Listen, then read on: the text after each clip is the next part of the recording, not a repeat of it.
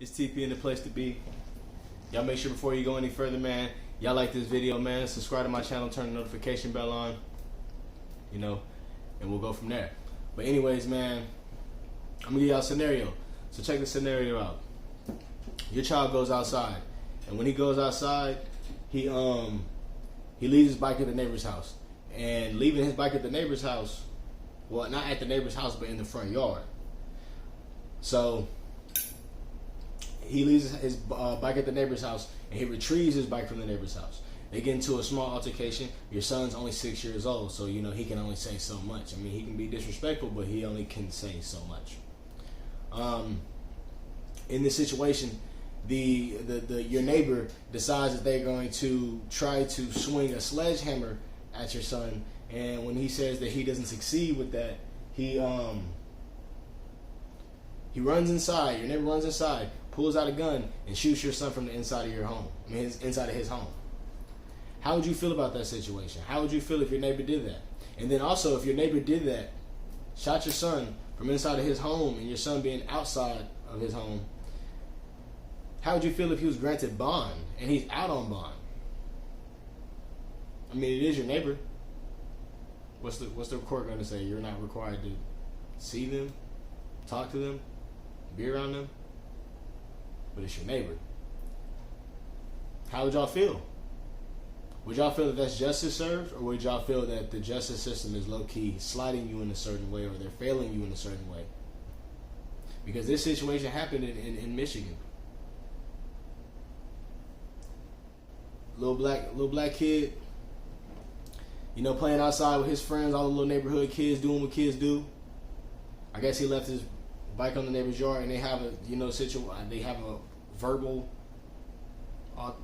confrontation. A 6-year-old is not threatening in any way, shape, or form. And you're 29 years old. The dude was 29 years old.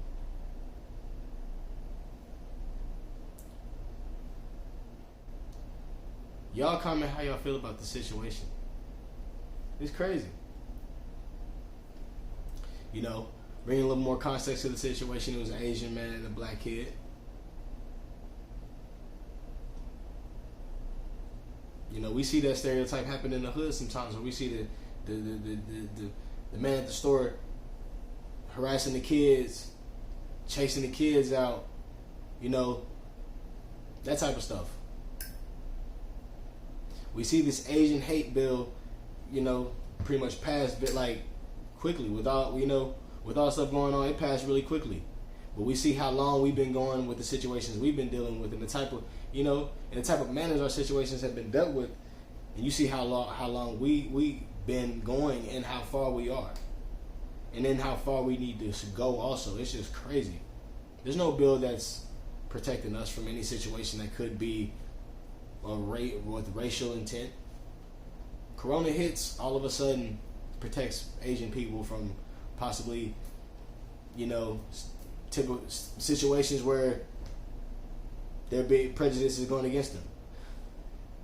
But it just seems so one-sided. It seems like America is willing to take care of other people before it was willing to take care of their own. You know? And a lot of us didn't come here as immigrants. A lot of us came here as enslaved Africans. So it's a difference in even the history of that. So y'all let me know how y'all feel about the situation. Y'all let me know how y'all feel if he was granted bond.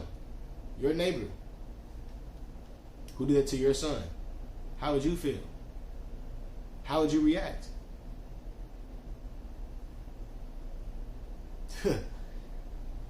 I can't even tell y'all my answer.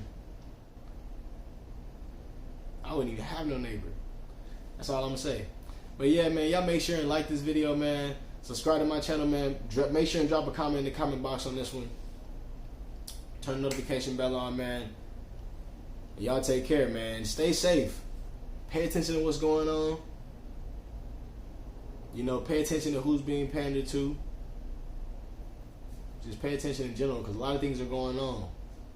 And gotta make sure and keep your head on the swivel so you can make sure and make it to the next day, next 10 years, next 20 years. But yeah, y'all take care.